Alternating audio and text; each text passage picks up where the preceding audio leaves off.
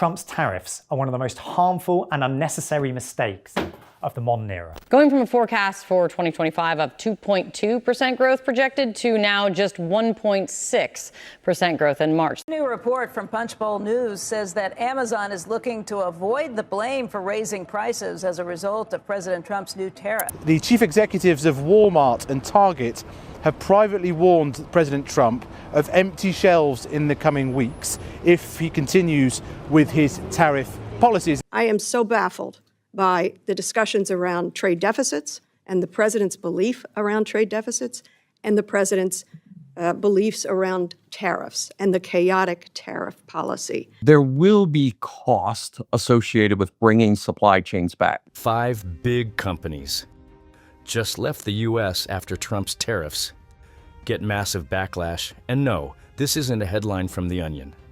The same tariffs that were supposed to protect American jobs just sent 5 massive companies packing and took thousands of those jobs with them. Now we're stuck with layoffs, insane prices, and a president who thinks economic collapse is just part of the plan. 80% of affected companies are calling policy unpredictability their #1 risk, and the U.S.? It's officially dropped out of the top 3 countries for new supply chain expansions. John Deere just made a move that screams, enough is enough. After nearly 2 centuries of being the backbone of American farming, they're slipping out thanks to tariffs that turned profit into pain.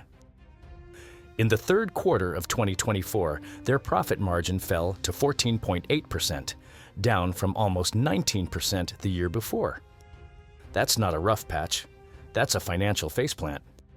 Then exports to China took a 17% nosedive, wiping out $900 million in potential growth, all because of a trade war nobody asked for. Back in Iowa, over 400 jobs at the Dubuque Works plant are hanging by a thread as Deere shifts tractor production to India and Mexico. Not to save money, but to escape nonstop policy chaos. Their CEO said the global environment is more predictable than Washington. Let that sink in. The guy who runs a company that survived world wars and recessions says U.S. policy is the biggest threat right now. An internal memo called U.S. Trade Policy Untenable for Long-Term Planning, which is corporate code for we're out.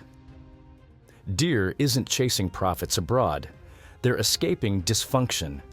And when a company this old and rooted walks away, it says a whole lot more than any press release ever could.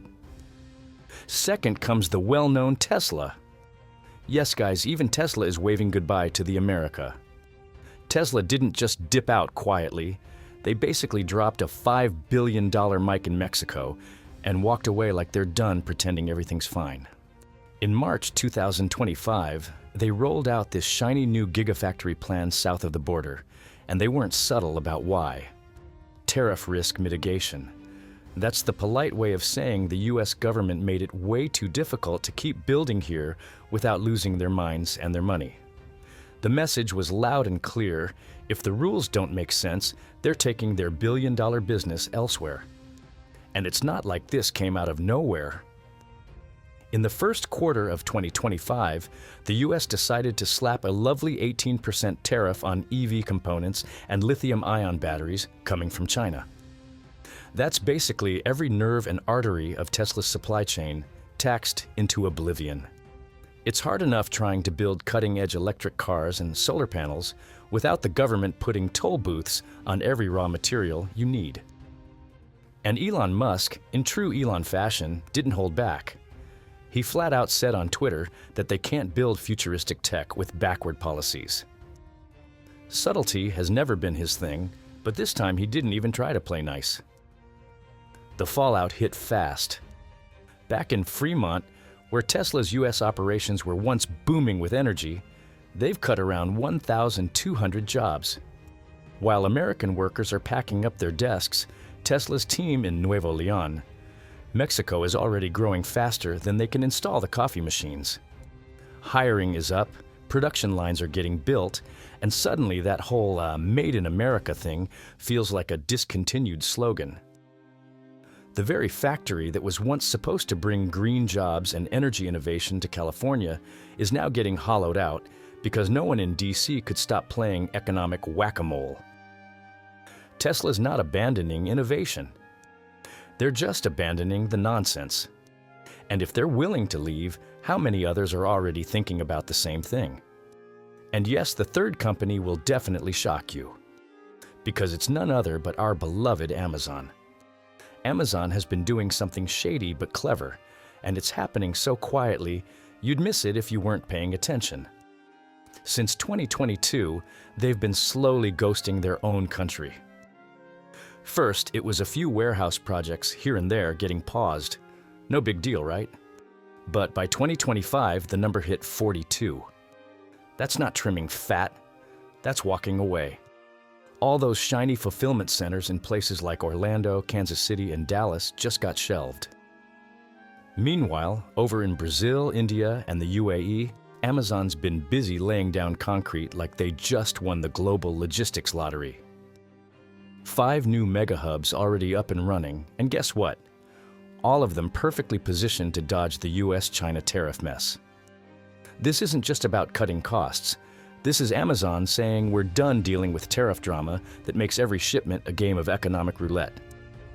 Those US tariffs hit Chinese-made components hard, and Amazon, which sells everything from cheap phone chargers to smart home gadgets, got smacked right in the supply chain. So, what do you do when your business model relies on fast, cheap shipping, but your government decides to slap fees on half your inventory? You pivot. Fast. By early 2025, Amazon quietly raised Prime subscription fees by $20 a year. The official excuse was import cost inflation, which is a fancy way of saying those tariffs are now your problem. So customers are paying more, warehouses are disappearing, and the company's US operations are shrinking faster than anyone wants to admit. But they're not exactly shouting it from the rooftops. No flashy press releases, just a slow, calculated reroute. Then came the leaks. Internal documents showed 27,000 logistics and procurement jobs in the US were now under review. That's corporate code for don't buy any furniture. People working in those warehouses and offices have no idea if they're next, and no one's giving them straight answers. And Andy Jassy, Amazon's CEO, made it crystal clear during a shareholder meeting when he said they can't lead global commerce in a politically weaponized supply chain. That's the CEO way of saying enough with the policy ping pong. We're out. Intel didn't blink. They just scrapped a $3.5 billion upgrade in Arizona like it was nothing and sent the whole investment overseas. That money's now headed for Poland and Malaysia, where the government isn't flipping the economic rules every few months. The reason?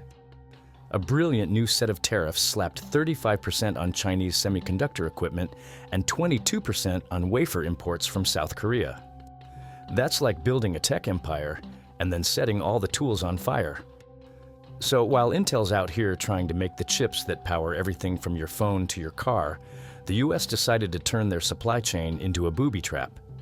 CFO David Zinsner didn't even try to soften the blow. He straight up said they're losing 4 to 6 points of margin because of geopolitics, not because their business fundamentals are broken. Translation: this is what happens when policy turns a factory into a roulette table. And the cost? Brutal. Over 1,800 jobs in Arizona are stuck in limbo, with no one pretending there's a plan. Meanwhile, 600 engineering jobs have already been shipped off to Asia Pacific, where at least the rules don't change every 10 minutes. This isn't a pivot, it's Intel saying they're tired of paying to be punished. They're not going bankrupt, they're just done betting on a country that keeps rewriting the playbook. Caterpillar isn't just moving some equipment around, they're straight up rolling out. After decades of being the muscle behind American infrastructure, they took one look at the latest tariff storm and decided this isn't worth the chaos. In the first quarter of 2025, they reported $350 million in tariff-related losses. That's not a bad quarter, that's a crater. Between the 25% steel tariffs and extra hits from Australia, China, and the EU, some of their production costs tripled. At that point, staying in the U.S. wasn't business, it was economic self-sabotage. So they shut down the Illinois casting division and offshored to Indonesia, cutting 1,200 jobs with zero ceremony. Just gone. Investor filings spelled it out clean.